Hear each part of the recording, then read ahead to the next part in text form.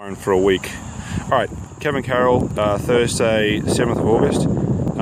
We're doing a few things here with Kevin. The first thing we've got is this string here that's wrapped around his midsection. We're trying to line it up with the bottom of his sternum. That's kind of the centrifugal center point for the centrifugal motion of the golf swing. Now we can see how the string there doesn't have too much tension on it.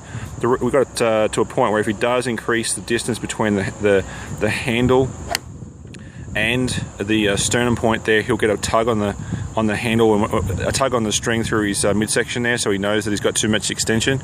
Because what we're working on the start of the backswing here is to try and get the club shaft not to rotate so much.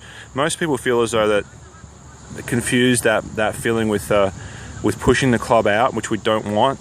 So we want to try and keep the head out in front. We're trying to have the shaft of the club not rotate so much. And watch Kevin's practice swing movement here is perfectly on plane. When he goes to the ball, it's not quite there as correctly as we want it to be, but it's getting better with every single swing. So the first part of the backswing, or the first third of the backswing, we're trying to have the club shaft not rotate so much. Once the club gets past that first third, we then have to reverse what's been put in place before, and then we need the club shaft to rotate more. So Kevin's got a few things to think about here. He's got the takeaway, which is a constant. Then he's got the second half of the second and third component of the backswing, second and third of the backswing. He needs to try and rotate the shaft, and then rotate the shaft coming back down through impact.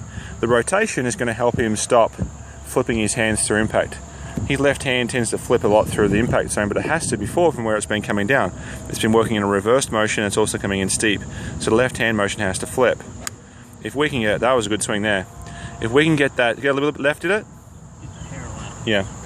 Okay, pretty good. So if we can get that rotation better through, we should expose the left hand flipping. When the left hand flips, the ball should go left or high. If it's going high, we don't have enough arm rotation through the impact zone. If it flips and it goes left, we've got good arm rotation, but we have to slow the flip down now. So that last ball was a perfect example of that.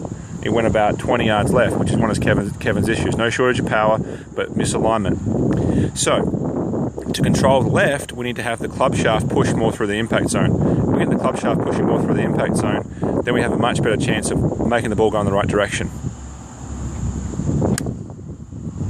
Okay, so that one there was out to the right. Yeah. Okay, you did a good, that was good though. You fixed the left shot, so just go back in the other direction. Sometimes you're going to bounce back and forward with left and right, but you'll find the sweet spot. As long as you can fix one shot to the next, you've got a much better chance of having the club go in the right direction. One last thing here for Kevin's video today.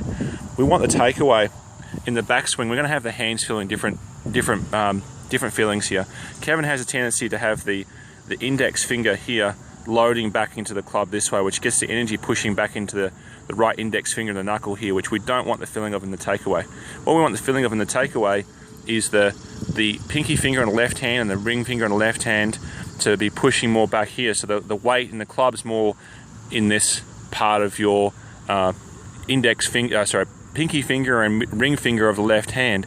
That's going to get the club, hold that position there for me, Kevin. That's going to get the club head moving a little bit more up at the start as well, so the club head's not so low to the ground, it's going to come a bit more up.